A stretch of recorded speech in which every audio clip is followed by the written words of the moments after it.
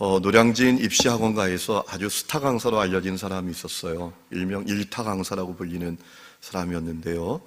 어느 날 거리에서 차를 타려고 서 있는데 한 학생이 다가와서 공손하게 묻는 겁니다. 선생님, 서울대를 가려면 어떻게 가야 합니까? 그랬더니 이 사람이 말하는 거예요. 아, 그래요? 그러면 국영수를 중심으로 시간을 잘 관리해서 열심히 공부하세요 라고 했습니다. 그랬더니 그 학생이 어처구니 없는다는 표정으로, 아니 선생님, 서울대 가려면 몇 번 버스 타야 되냐고요 라고 하더라는 거예요. 여러분, 뼈 있는 얘기지만, 우스운 얘기지만 뼈가 있어요. 메시지가 들어있어요. 사람은 자신이 듣고 싶은 것만 듣는다는 말입니다. 자기가 관심 가진 것에만 관심을 갖는다는 말이에요. 여러분, 2019년이 시작되고 2월도 벌써 마무리를 향해서 달려가고 있습니다. 오늘 여러분의 관심은 어디에 있습니까? 우리 하나님의 관심은 어디에 있을까요? 저는 분명하게 말씀드릴 수 있습니다. 하나님의 관심은 잃어버린 영혼을 향하여 있으십니다. 하나님께서 사람을 하나님의 형상대로 창조하셨습니다. 행복하게 살도록 창조하셨습니다. 그런데 사람이 하나님께 범죄하고 타락합니다. 하나님과 분리됩니다. 비극입니다. 그러나 하나님은 그 인간을 향한 사랑을 계속하셨습니다. 그 인간을 구원하기 위한 하나님의 계획을 포기하지 아니하셨습니다. 하나님께서 인간을 구원하기 위한 계획이 하나 있으셨는데 메시아를 보내시는 것입니다.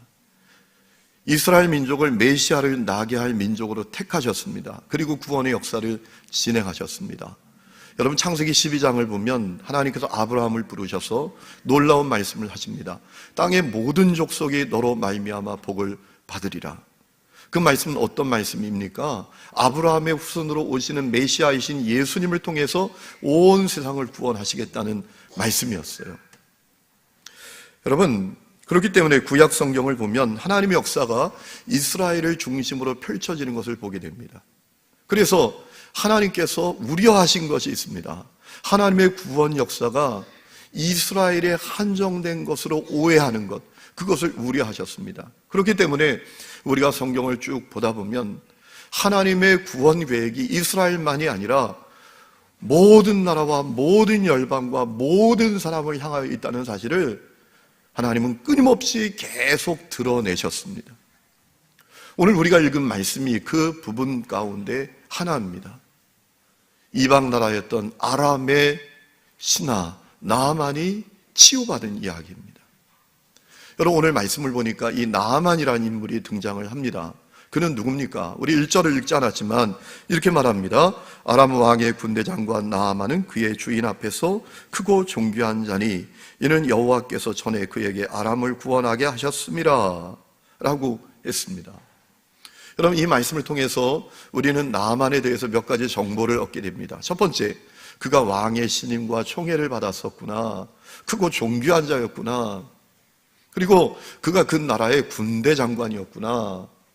그리고 그는 구국공신이었구나. 나라를 구원하는 사람이었구나 라는 겁니다. 대단한 사람이죠. 여러분, 이 당시 아람은 그 지역에 패권을 놓고 이스라엘과 경쟁하던 나라입니다. 그러니 그 나라의 군대 장관이었다는 것은 얼마나 이 나아만이 큰 권력과 대단한 능력을 가졌던 것을 의미하는 것이겠어요. 대단한 인물이에요. 그런데 안타깝게도 이 나아만에게 결정적인 문제가 있습니다. 그것은 무엇입니까? 그는 나병에 걸려 있었어요. 여러분, 이스라엘을 예로 들면 나병은 부정한 병으로 여겨졌습니다. 나병에 걸리면 부정한 자라고 낙인이 찍힙니다. 그리고 공동체를 떠나야 됩니다. 가족들도 떠나야 됩니다. 그래서 평생 격리된 채 비참하게 살아야 되는 병입니다. 여러분, 나아만이 나병에 걸려 있습니다. 그러니 그의 능력, 그의 지위, 그의 명성, 나라 구한 것, 그게 뭐 의미가 있습니까? 그는 사실 비참한 인생이었어요. 여러분, 우리가 이 나아만을 바라보면서 주목해야 할 점이 있습니다. 나아만은 범죄하고 타락한 모든 사람을 상징하는 인물이다 라는 것입니다. 나아만은 범죄하고 타락한 온 인류를 상징하는 인물이다라는 겁니다.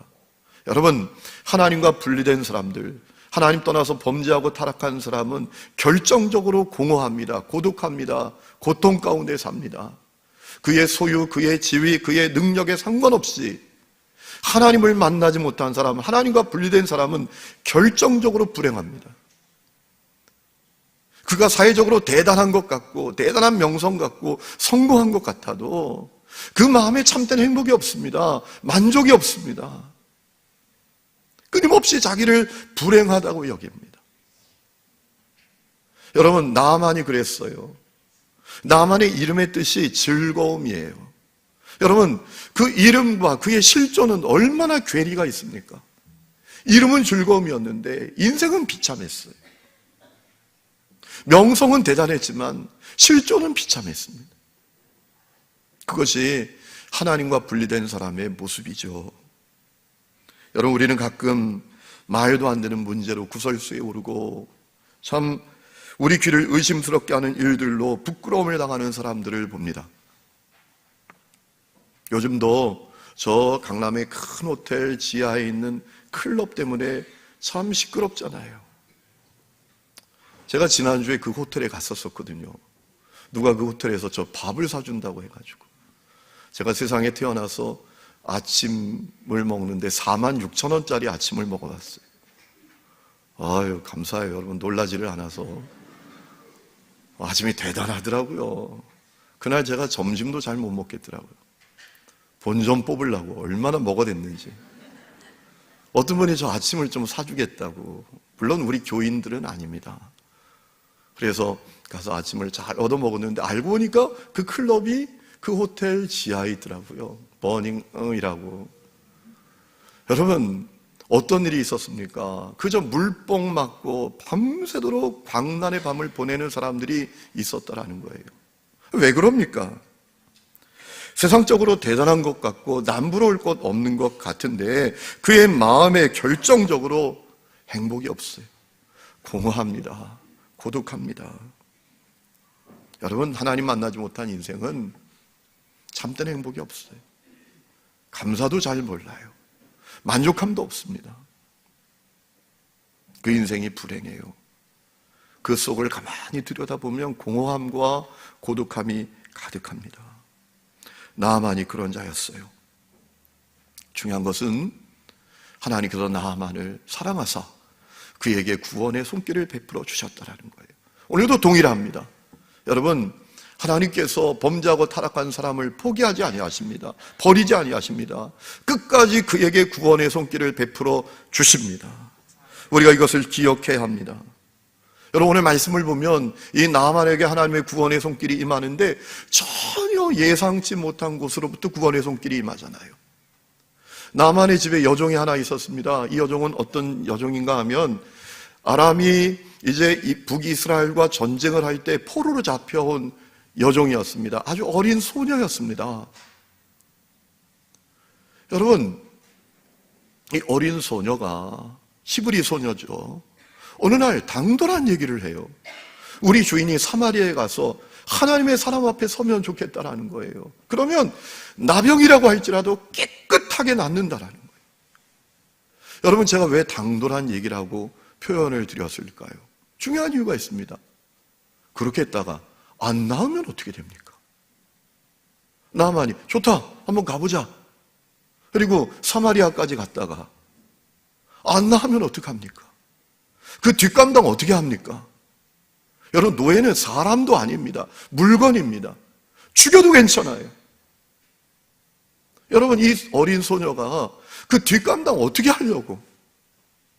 우리 주인이 사마리아에 가서 하나님의 사람 앞에 서면 좋겠다. 그러면 그가 깨끗하게 나을 거다라고 말하는 거예요. 이유는 오직 하나입니다. 그 어린 소녀에게 믿음이 있었어요. 믿음이 있었기에 하나님의 사람을 알아보는 영적 눈도 열렸다는 말이죠.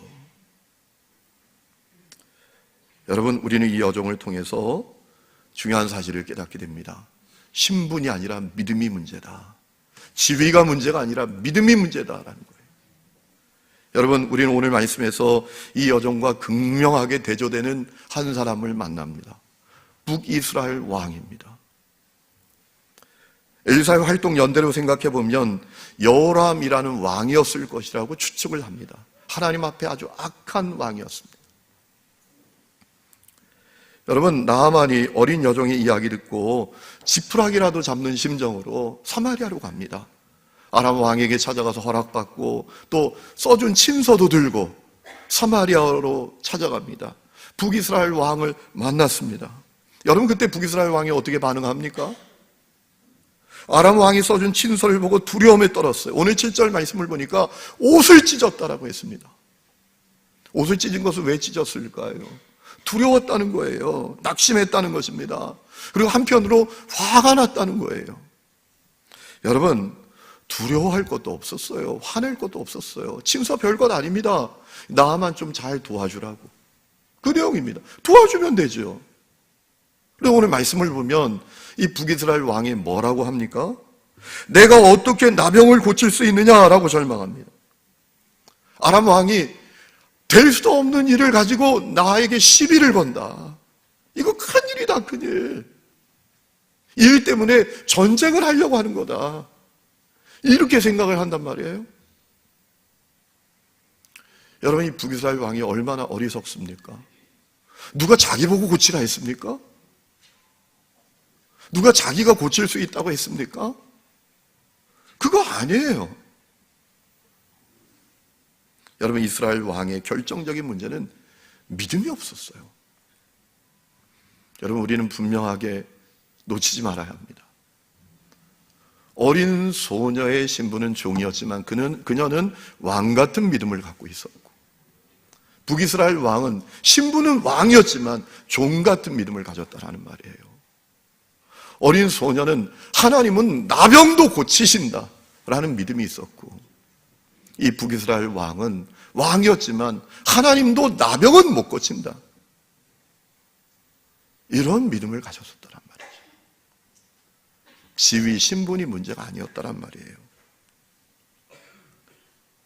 여러분, 오늘 사람들은 지위와 신분에 목숨 겁니다. 세상에서 내가 어떤 지위, 어떤 신분을 가졌는가, 이것에 대단히 민감합니다. 교회 안에서조차도 내가 어떤 지위를 가지게 됐는가, 그것에 대단히 민감하죠. 또 그것 때문에 울고 웃기도 합니다. 여러분, 오늘 말씀은 우리에게 분명한 사실을 알려주고 있습니다. 우리가 정말 무엇 때문에 웃고 웃어야 되는가, 웃고 울어야 하는가, 우리가 뭐 때문에 웃고 울어야 하는가, 믿음 때문에 웃고 울어야 한다는 거예요. 우리에게 믿음만 분명하면 우리의 신분이 종의 신분이라고 할지라도 왕의 역사를 일으킬 수 있다는 거예요. 여러분, 예수님께 오비영여를 드렸던 소년을 생각해 보세요. 배와 그물을 버려두고 예수님을 따랐던 어부들을 생각해 보세요. 그들의 신분은 비천했습니다. 그분들의 지위는 비천했습니다. 그런데 그들은 왕의 역사를 만들었어요.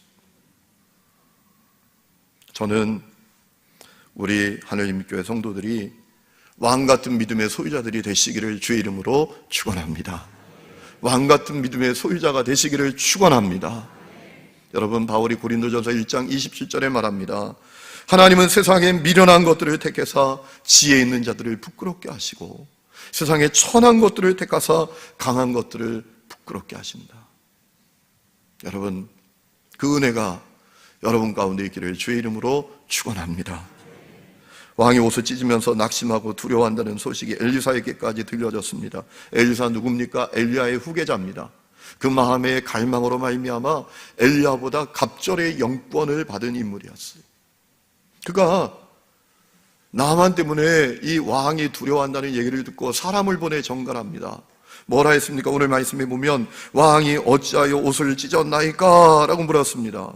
한나라의 왕이 어찌 그리 믿음이 없습니까?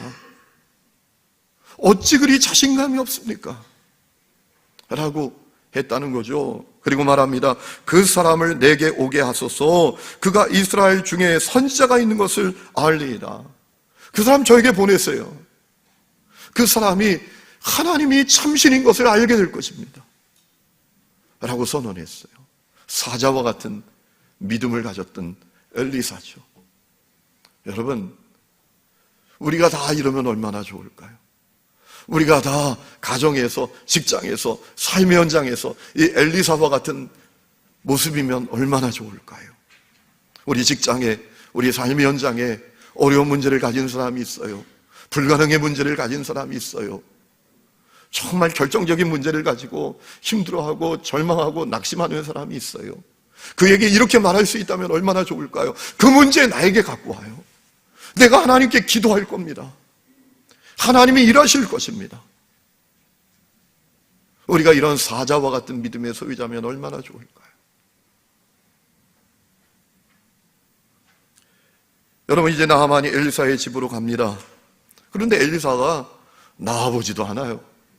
사람만 보내서 정갈만 합니다. 뭘 합니까? 요단강에 가서 7번 씻으세요. 그러면 깨끗해집니다. 낫습니다. 여러분, 이야기 듣고 나만이 어떻게 반응합니까? 불쾌하게 반응해요. 일단 태도가 불손해. 아니, 내가 그래도 한 나라의 군대 총사령관인데, 뭐 우리식으로 말하면 합참의장, 육군 참모 총장쯤 되는데, 그리고 멀리서 왔는데 이건 예의가 아니지. 아마 그런 생각이 들었던 것 같아요. 그런데 결정적인 그가 화가 났던 이유는 다른 데 있습니다. 엘리사가 말하는 처방이 허무맹랑해요. 엘리사가 말하는 방법이 어처구니가 없어요. 두 가지 면에서. 첫 번째, 아니 요단강에 가서 씻기만 하면 낫나?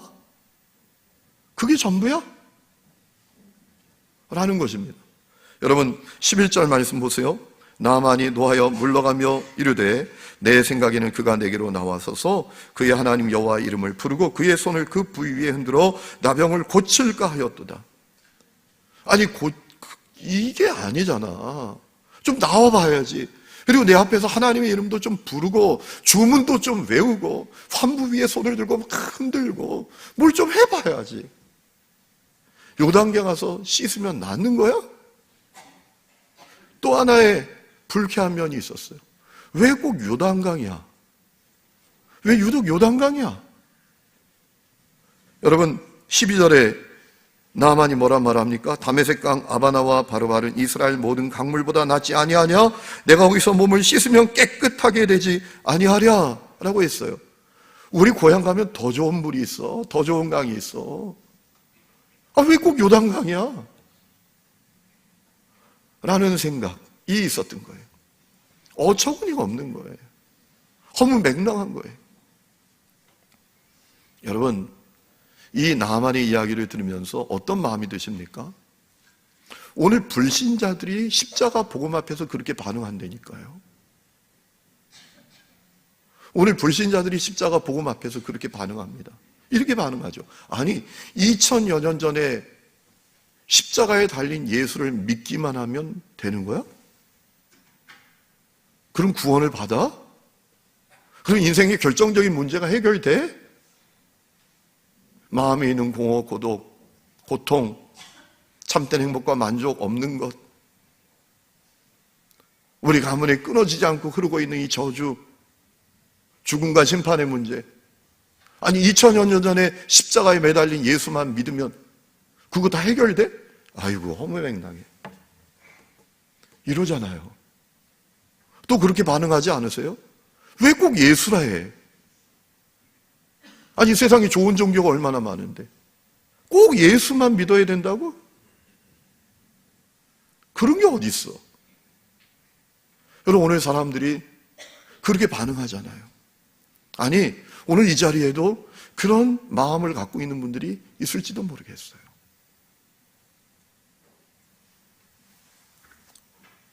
여러분 이 나만이 헛수고했다고 여기고 화를 내면서 떠나려고 했는데 이 나만을 그의 종들이 살립니다. 종들이. 나만은 종들 잘 만났어요. 여러분 나만의 종들이 뭐라 말합니까? 주인님, 아니 엘리사가 더 큰 일을 하라 했어도 했을 거 아니에요? 그 요단강에서 씻으라 하는데 그거 못 씻어요? 그거 못해요? 더 큰 일을 하라 했어도 했어야 되지 않아요? 당신 코가 석자입니다, 지금. 여러분, 나아만의 종들이 지혜가 있어요. 나아만은 종들 잘 만났어요. 이 만남의 복이 여러분 가운데 있기를 주의 이름으로 축원합니다.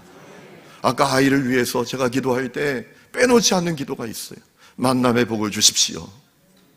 여러분, 사람 만남의 복이 얼마나 중요한지 몰라요. 제가 목회를 하면서 깨닫는 게 있어요.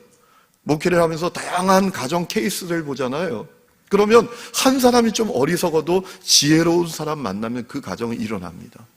그런데 자기도 어리석은데 만난 사람도 어리석어. 이건 큰 문제입니다. 만남의 복이 필요해요. 한 사람이 흔들리면 한 사람이 중심을 잡아줘야 돼요. 그럼 거기 희망이 있는 거예요. 그런데 안 되는 가정은 보면 둘 다 흔들려요. 둘 다 방황해요. 아내가 흔들리면 당신 왜 이래? 주님 바라봐. 당신 신앙생활 똑바로 해야지. 이러면 정신이 확 나는 거죠. 여러분의 가정에, 여러분 이제 자녀들에게 만남의 복이 있기를 축복합니다. 만남의 복이 있어야 합니다. 이미 결혼했는데 어떡하나? 지혜로운 사람으로 바뀌는 역사가 있기를 축원합니다. 여러분, 그래서 나아만이 생각 바꾸고 요단강으로 갑니다. 하나님의 사람이 시킨 대로 합니다. 요단강에 7번 몸을 씻어요. 1번 씻고 2번 씻고 3번 씻었어요. 아무 변화도 없어요. 4번, 5번, 6번 씻었는데 아무 변화도 없어요. 그러나 7번 씻었을 때 놀라운 일이 일어납니다. 깨끗해집니다.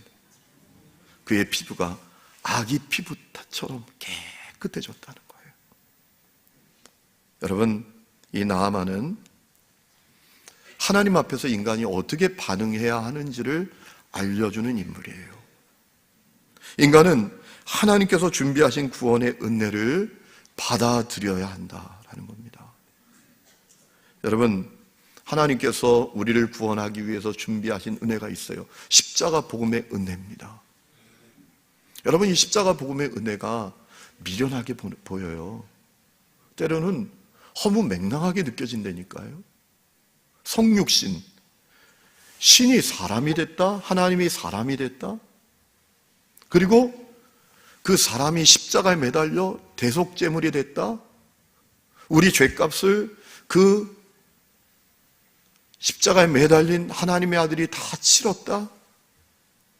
그래서 그 십자가에 매달린 하나님의 아들 예수를 믿으면 죄 문제 해결되고, 고통의 문제 해결되고, 저주의 문제 해결되고, 심판의 문제 해결되고, 죽음의 문제 해결되고, 참된 행복과 만족의 문제 해결된다. 여러분, 이것이 사람들에게는 미련하게 보일 수 있어요. 엉터리처럼 보일 수 있어요. 그런데 그것이 위대한 하나님의 구원 계획이라는 거예요. 하나님의 비밀이라는 겁니다. 사람을 구원하기 위한 하나님의 놀라운 계획이라는 것입니다. 중요한 것은 그것을 우리가 믿고 받아들여야 한다는 거예요. 여러분, 하나님께서 사람을 창조하셨잖아요. 사람을 창조하신 하나님께서 범죄하고 타락한 인간이 구원받는 그 길도 창조한 줄로 믿으시기 바랍니다. 겸손한 마음으로 받아들여야 돼요. 믿음으로 받아들여야 돼요. 그러면 구원이 임하는 거예요. 어디서나 누구에게든지 차별 없이 구원이 임하는 거예요. 여러분, 오늘 여러분에게 구원이 임하셨습니까? 여러분은 그것을 받아들인 분들이십니까? 혹시 여러분들 가운데 아직도 십자가 복음의 주변에서 서성거리는 분들이 계시지 않으세요? 받아들이는 역사가 일어날 수 있기를 주의 이름으로 축원합니다. 여러분, 나아만은 치유를 받은 다음에 어떻게 하죠? 엘리사 다시 찾아갑니다. 그리고 놀라운 고백을 합니다. 하나님만이 참신이라는 거예요. 15절 말씀 보세요. 나아만이 모든 군대와 함께 하나님의 사람에게로 돌아와서 그의 앞에 서서 이르되 내가 이제 이스라엘 외에는 온 천하에 신이 없는 줄을 아나이다. 그리고 더 나가서 뭐라 말합니까? 노새 2마리의 실을 만한 흙을 달라는 겁니다. 자기는 오직 가서 흙을 쌓아놓고 거기서 오직 하나님만 예배하겠다는 거예요. 17절에 말하죠. 청하건대 노새 2마리의 씨를 흙을 당신의 종에게 주소서. 이제부터는 종이 번제물과 다른 희생제사를 여호와 외에 다른 신에게는 드리지 아니하고 다만 여호와께 드리겠나이다. 아멘. 여러분, 나아만은 구원받은 사람에게 어떤 변화가 일어나는지를 분명히 보여주는 인물이에요. 여러분, 구원받은 사람에게 어떤 변화가 일어납니까? 열망이 달라집니다. 어떤 열망이 생깁니까? 오직 하나님만 예배하기를 원하는 열망을 갖게 된다는 겁니다. 그리고 한 번뿐인 인생 존귀하게 살기를 원하는 열망을 갖게 된다는 것입니다. 그래서 우리 주위를 보면, 예수를 만난 사람들 보면, 정말 예수 만난 사람들 보면 놀라운 변화가 일어나잖아요. 미움과 시기의 사람이 사랑의 사람으로 바뀌고, 그저 받으려고만 하는 사람이 주는 사람으로 바뀌고, 불평과 원망뿐인 사람이 감사의 사람으로 바뀌게 되죠. 여러분, 저는 가끔 빌그레아 목사님께서 살아생전에 하셨던 말씀이 생각나요. 이 빌그레아 목사님이 평생 세계를 다니면서 복음을 전했던 분이죠. 우리 한국에 와서도 이 땅의 부흥을 위해서 놀랍게 일조하셨던 분이시죠. 그런데 빌그레아 목사님이 생전에 이런 의미심장한 말씀을 하셨어요. 교회 안에 십자가 복음을 들어야 될 사람들이 너무 많다. 교회 안에 십자가 복음을 들어야 될 사람들이 너무 많다라는 거예요. 그럼 뭘 말하죠? 교회 안에 머물러 있습니다. 교회 활동도 합니다. 교회 오래 다녔습니다. 그런데 아직도 결정적인 문제를 해결받지 못한 사람들이 교회 안에 너무나 많다라는 거예요. 도대체 참된 행복이 뭐야? 참된 만족이 뭐야? 이런 질문을 갖고 있다는 거예요. 교회 다니지만 여전히 그 마음은 공허해요. 고독해요. 감사가 없어요.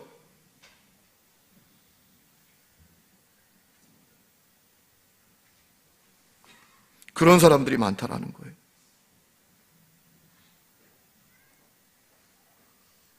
교회 안에 인생의 결정적인 문제를 해결받지 못한 사람이 많다라는 거예요. 여러분, 인생의 결정적인 문제가 뭡니까?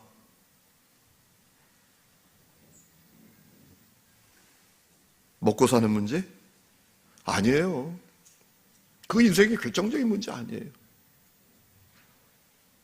먹는 양, 먹는 것 차이만 있을 뿐이죠. 어떤 사람은 2만 원짜리 먹고, 지난주에 제가 그랬던 것처럼 4만 6천 원짜리 아침을 먹을 때도 있고, 또 어떤 사람은 5천 원짜리 먹는 거죠. 그 인생의 결정적인 문제 아니에요.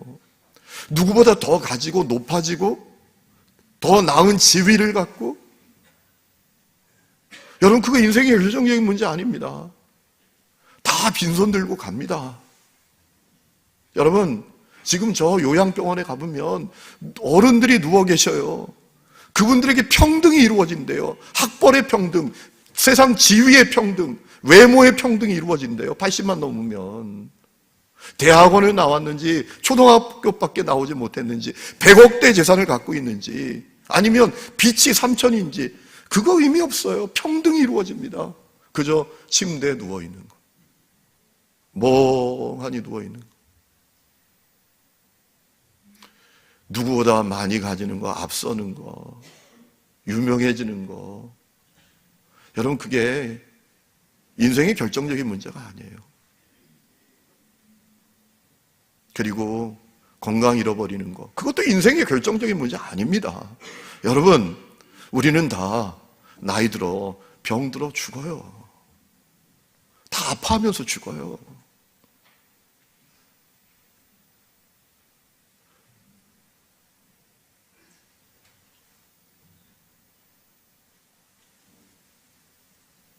결정적인 문제가 뭡니까? 한 번뿐인 인생인데 마음에 참된 행복도 없고 만족도 없고 그저 마음은 공허하고 고독하고 비참하고 고통스럽고 그렇게 허망하게 살다가 심판으로 떨어지는 것, 영원한 멸망으로 떨어지는 것, 그게 결정적인 문제죠.